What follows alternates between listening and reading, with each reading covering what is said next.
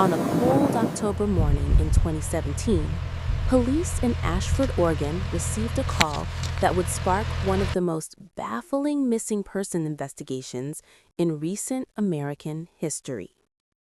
23-year-old graduate student Emily Carter vanished without a trace during what should have been an ordinary weekend retreat.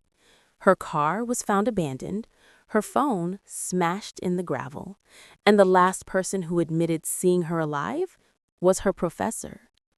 To this day, people still argue whether Emily was the victim of a calculated crime, a tragic accident, or something far more sinister. This is the story of the disappearance of Emily Carter, a case that captured national attention, divided the country, and left behind more questions than answers. Emily Carter was born on June 14, 1994, in Boise, Idaho. According to friends and family, Emily was ambitious, empathetic, and deeply curious. She studied forensic psychology at Northern Cascade University, where she quickly became one of the top students in her program. Her best friend, Lily Thomas, later said in an interview, "Emily was the type of person who remembered every detail. She noticed things other people didn't. Maybe that's why she got into forensic psychology. She understood people." But in late 2017, Emily's life took a turn. She was working closely with Professor Daniel Reeves, a charismatic but controversial academic known for his unconventional teaching methods, and rumored to have blurred professional boundaries in the past. 5 days before Emily disappeared, she told Lily she felt unsettled around one of the people involved in her research project. She never said who. That same week, Professor Reeves announced a mandatory weekend field retreat for Emily's small research group. They were to travel to an isolated cabin deep in the Mount Sterling forest to conduct observational studies for their forensic psychology module. This retreat, and the events that unfolded there, became the focal point of the investigation. In a text message to her brother the night before leaving, Emily wrote, "I don't like this trip. Something feels off, but I'll be back Sunday." She never returned. The research group consisted of 5 students and Professor Reeves. They arrived at the cabin on Friday afternoon.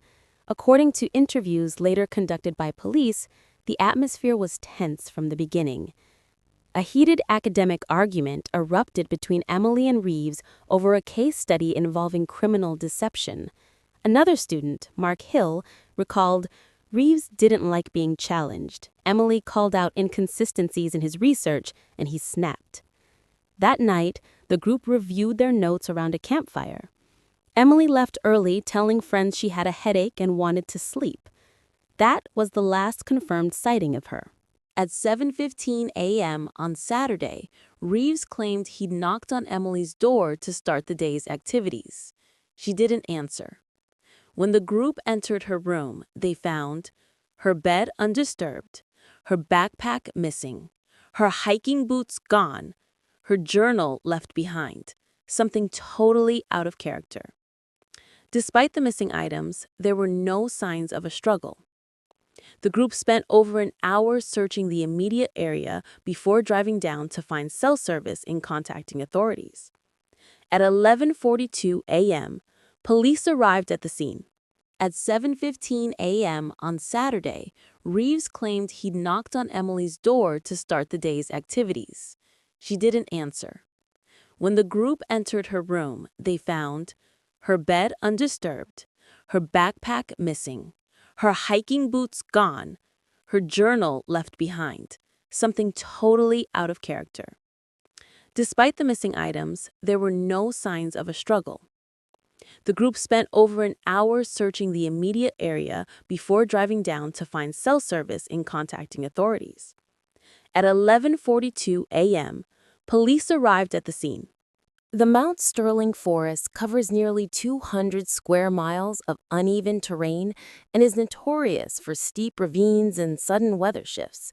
Over 450 volunteers joined the search effort, making it one of the largest in Oregon's history. The first clue was found 2 miles from the cabin: Emily's phone, shattered and partially buried under gravel, as if stepped on. Investigators believed it was deliberately disabled.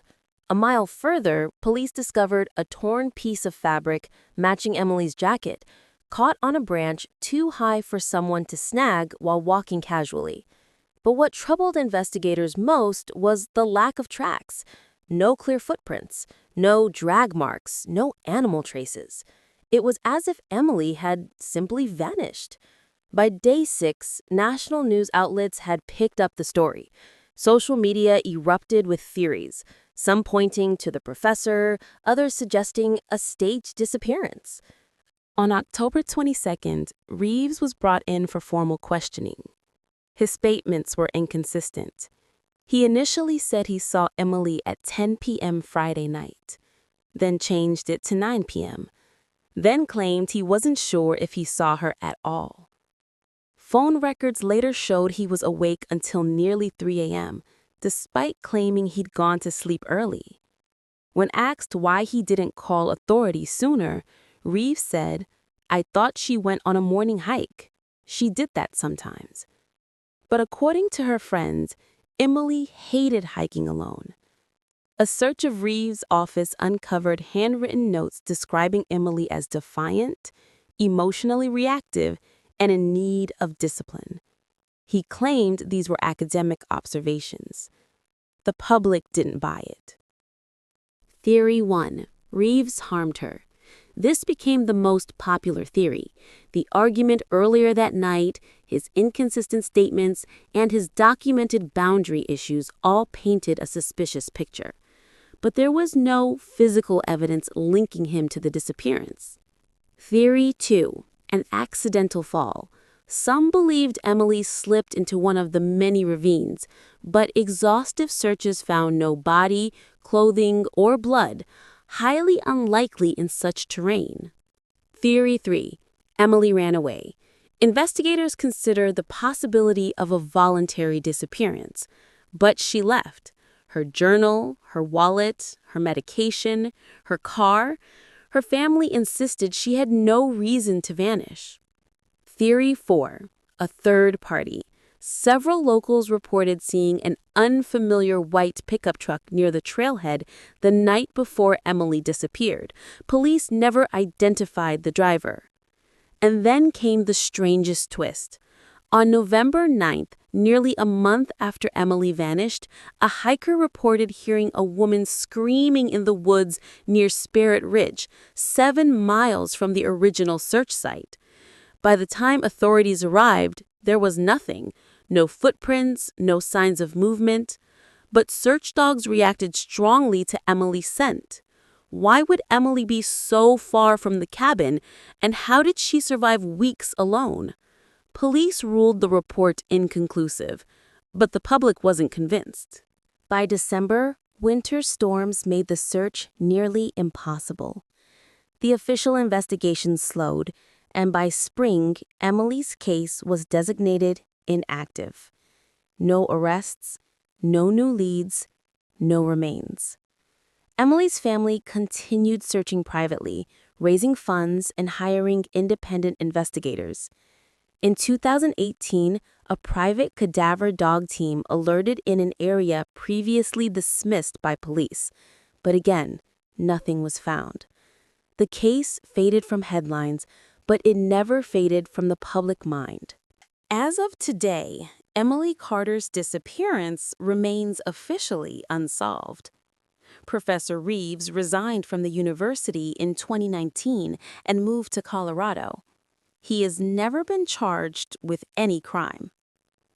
Emily's parents still believe someone from the retreat knows more than they're saying. A retired FBI profiler, Janet Riley, reviewed the case in 2021 and commented, "Cases like this don't happen without human involvement. Someone saw something or did something, and for years, they've managed to stay silent." Emily Carter walked into the woods on a quiet October night and never walked back out. Her disappearance reminds us of the haunting truth behind unsolved mysteries, that sometimes the most unsettling answers are the ones we never uncover. If you have any information related to the disappearance of Emily Carter, please contact the Ashford Police Department. And if you want to hear more deep dive true crime stories like this one, make sure to subscribe, like, and leave a comment with the next case you want us to cover. Thank you for watching, and stay safe.